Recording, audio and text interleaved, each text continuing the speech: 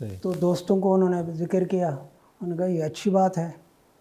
تو اسی طرح ان کا پروگرام بن گیا اور مکان بیچ دیا اور ہجرت کی نیت کر لی. صحیح. وہاں سے ملتان سے کراچی آئے کہ پاسپورٹ وہاں سے بنوا کے وہاں سے نکل جائیں گے، لیکن کراچی میں اس وقت پاسپورٹ نہیں بنتے تھے. ایوب خان کی حکومت تھی اس وقت، سن 60 کی بات ہے. صحیح.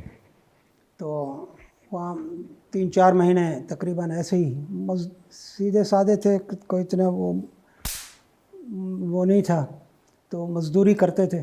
تو 2-3 مہینے کراچی میں مزدوری کرتے رہے. اسی دوران جو ہے ان کو ایک آدمی مل گیا جس کا نام مبارک تھا. صحیح. وہ یہی کام کرتا تھا ایجنٹی کا.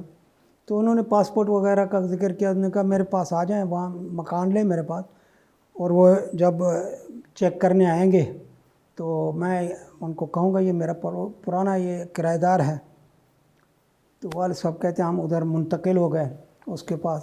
2-3 مہینے کے بعد پھر جو ہے وہ وہاں چیک کرنے کے لیے آئے تو انہوں نے بتایا. تو پھر وہ اس کے بعد NOC ملی. اس کے بعد پھر مکہ کی طرف الحمدللہ بن گیا حساب کتاب. اس وقت بحری جہاز چلتے تھے، بحری جہاز میں گئے ہیں والد صاحب. صحیح. تو وہاں البحرین جا کے اترے. صحیح.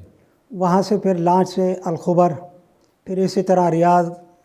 اور اس وقت چھوٹی گاڑیاں بہت کم تھی، تو وہاں ایک ہفتہ ریاض میں تقریباً رہے. آپ بھی ساتھ تھے؟ یہ آپ بھی ساتھ تھے؟ جی سب ہم صحیح.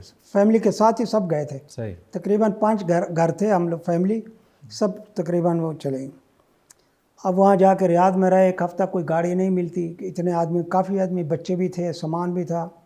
تو ایک ٹرک ملا تو اس سے بات ہوئی، ٹرک لے گیا. اس نے 7 دن لگائے، 8 دن تقریباً. تو ہم مکہ پہنچے الحمدللہ.